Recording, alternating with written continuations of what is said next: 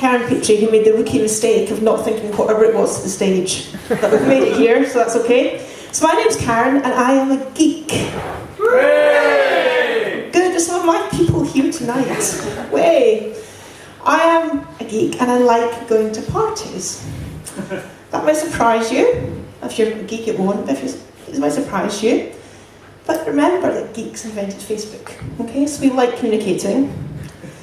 We also invited Twitter and limited people to 140 characters. I think that was when we had a bad day. But I like going to parties, apart from one question, which really annoys me. No, I know what you're saying. I see the look on your faces. It's not, do you want to fuck? I can deal with that one. The question I hate is, what do you do for a living? Because I don't know how to answer it. So my first degree was from St Andrews. It's my alma mater. It's the only phrase I know in Latin. But it was in maths. And you say to people, oh yeah, I've got a degree in maths, I'm a mathematician. And they go, oh, you must be very smart, that's a bit hard. Our family can't do maths. Do you think, what? If I said to you, I study English, would you say, oh, that's very hard, yeah. Our family can't read, we're illiterate. But they seem to say it for maths. And then I could say, I'm a computer scientist, because that's what I did next. People then go, fantastic, I'm so glad you came to my party.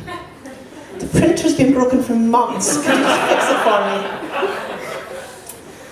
And the real answer is, I do research in artificial intelligence, and at that point people take a step back and kind of go, you're going to kill us all!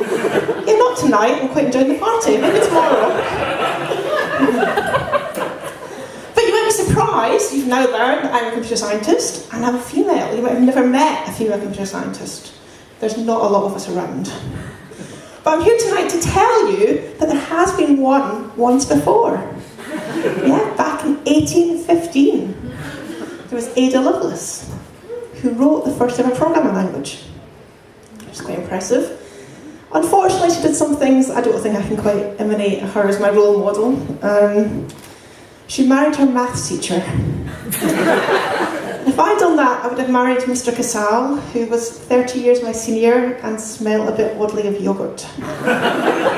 So I don't think that would have ended very well. I have some problems being a female computer scientist, I wouldn't doubt it. So one of my big claims to fame is that I was the person, yes, me, who got DVDs to play in Linux.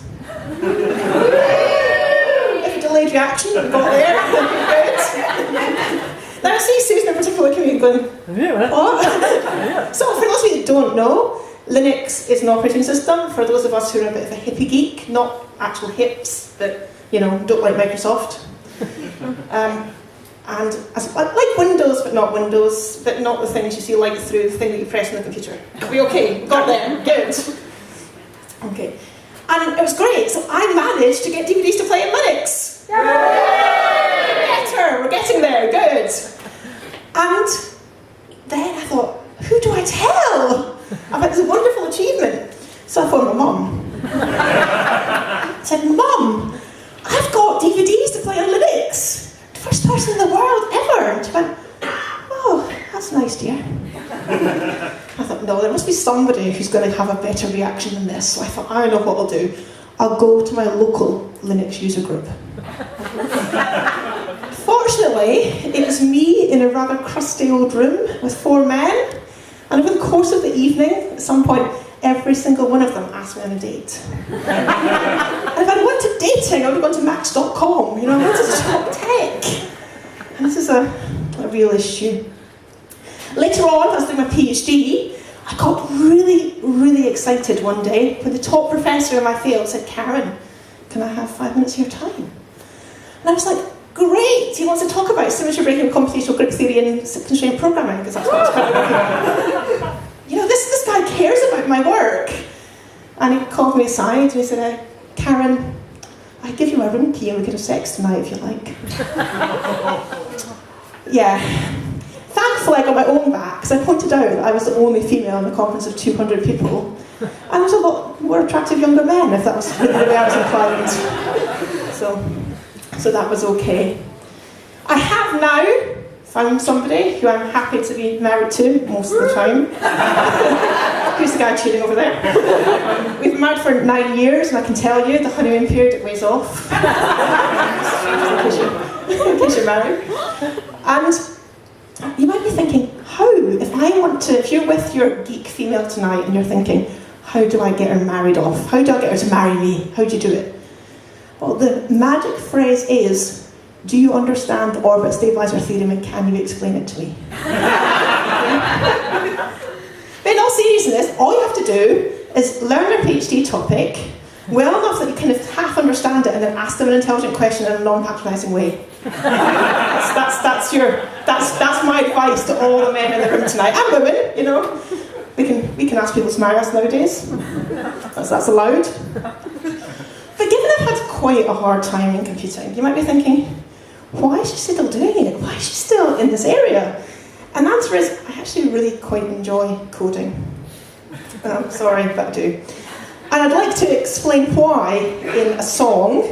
But I'm going to say, Lewis, for the short arse that is Susan, you put the mic down. Can you put it back up for me? Because I'm just incompetent. Sorry, I should call you a short arse without asking permission first. You usually do without asking permission, don't you? I thought that was computer code for something. Right, fantastic. Now, I was told as a computer scientist I had to operate my own AV. So what we're going to find out here is if I can remember which switch it is. I think it's this one. And then we're going to find out if I'm a bit sweaty doing Bright Club. Does the iPhone actually recognise my fingerprint under stand-up comedy conditions? Yes, it does. Well done, Apple. So now, hopefully, I should press play. And it should come out. Wow. This is amazing. I don't want pockets, I use this. I don't want you. Yeah, I can't afford this. I'll wait till the next one, because it's fine. Okay. I just want to write code with you. Code with you. Ooh. Code with you. All I want to do is write iPhone apps. I don't want our server to collapse. There's nothing else for you to do but keep me writing code with you. Code with you. Ooh. Code with you. And I can tell by the way that you type that code, and I can hear by the way that you hype that mode. I can know by the way that you treat your pearl that I'd give you all the loving in the World Wide Web. All I want to do is write iPhone apps. I don't want our server to collapse. There's nothing else for you to do but keep me writing code with you. Code with you. Ooh. Code with you. But at this point, there's a break in the music, and it says, do a sexy dance in the instructions for the music, but I don't really know how to do that, so I'll just take my jacket off.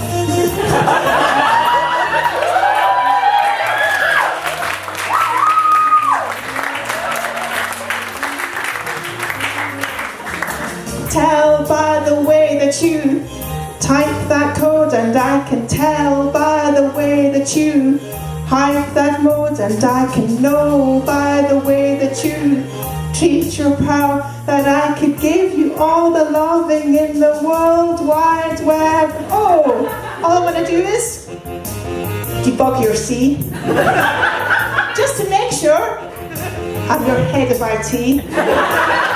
Yes, I want your respect too, because I just want to write code with you. Everyone! Code with you.